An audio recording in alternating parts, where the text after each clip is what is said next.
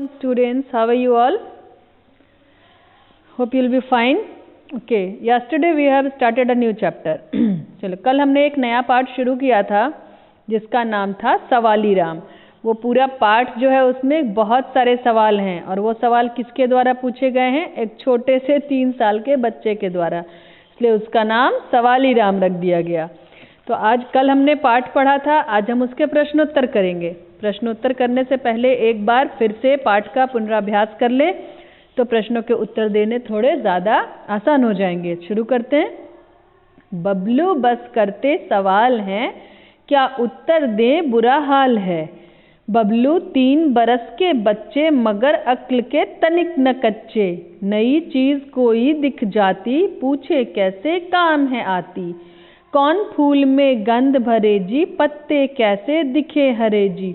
मिट्टी में सोंधापन क्यों है मिर्चों में तीखापन क्यों है। मेघा जल बरसाते कैसे इंद्रधनुष दिख जाते कैसे।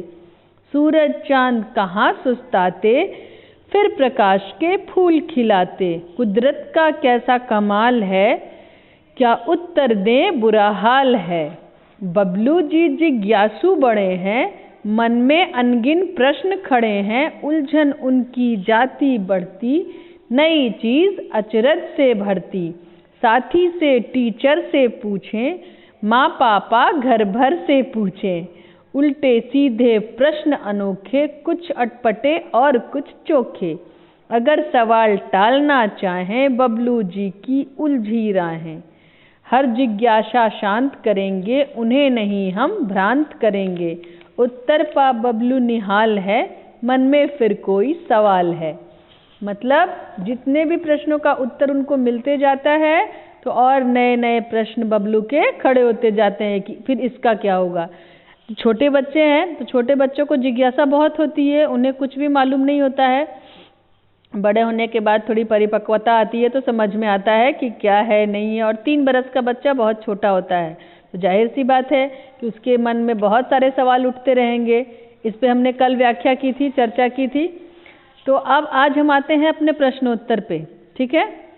बबलू कितने बरस का है, जिस तरह से प्रश्न दिया जाए एकदम उसी पे आधारित उत्तर होना चाहिए, ठीक है। जितना सटीक और मतलब छोटा, ताकि आप लिख भी आसानी से सकें और याद भी आपको आसानी से हो सके। जैसे बबलू कितने बरस का है, सीधा उत्तर होगा बबलू 3 बरस का है। किसी नई चीज़ को देखकर बबलू क्या सवाल पूछता है। किसी नई चीज़ को देखकर बबलू पूछता है कि ये कैसे काम आती है, ठीक है। किसी भी नई चीज़ को देखकर बबलू सवाल पूछता है कि ये कैसे काम आती है। बस, इससे ज़्यादा बड़ा आंसर नहीं करना है। बबलू ने किस किस से सवाल पूछे। बबलू ने माँ से, पिता से, टीचर से और साथी से, घर भर से सवाल पूछे, ठीक है। बबलू ने माता पिता टीचर सहपाठी और घर भर से सवाल पूछे, ठीक है। कवि ने ऐसा क्यों कहा कि उत्तर देने में बुरा हाल हो जाता है। क्यों कहा?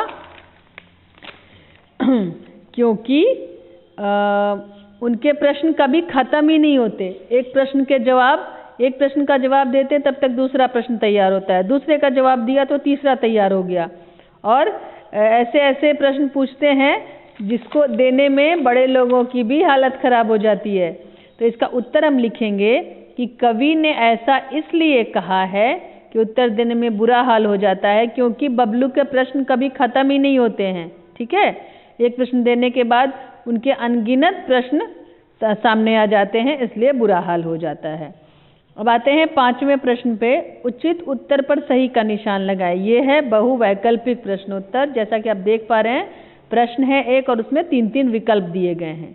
पहला, तीखापन किस में होता है? नींबू में, मिर्च में, करेले में? नहीं, ये तीखापन है तो नींबू में खट्टापन होता है और करेले में कड़वापन होता है। तीखापन मिर्च में होता है तो हम मिर्च में सही का निशान लगाएंगे। इंद्रधनुष में कितने रंग होते हैं? 5, 6, 7। सबको पता है कि 7 रंग होते हैं इंद्रधनुष में। बैगनी, आँख पिनाला, बैगनी, नीला, आसमानी, हरा, पीला, नारंगी, लाल। 7 रंग, तो हम 7 के सामने निशान लगाएंगे। और अगला प्रश्न है, बबलू ने कैसे सवाल पूछे? अटपटे, चटपटे, खरखरे। अटपटे, कुछ अटपटे कुछ चोखे, तो यहाँ तो अटपटे का विकल्प है, तो हम अटपटे में सही का निशान लगाएंगे। आज के लिए बस इतना ही, बाकी जो शेष प्रश्न है उन्हें हम कल हल करेंगे। तब तक के लिए बाय बाय, टेक केयर।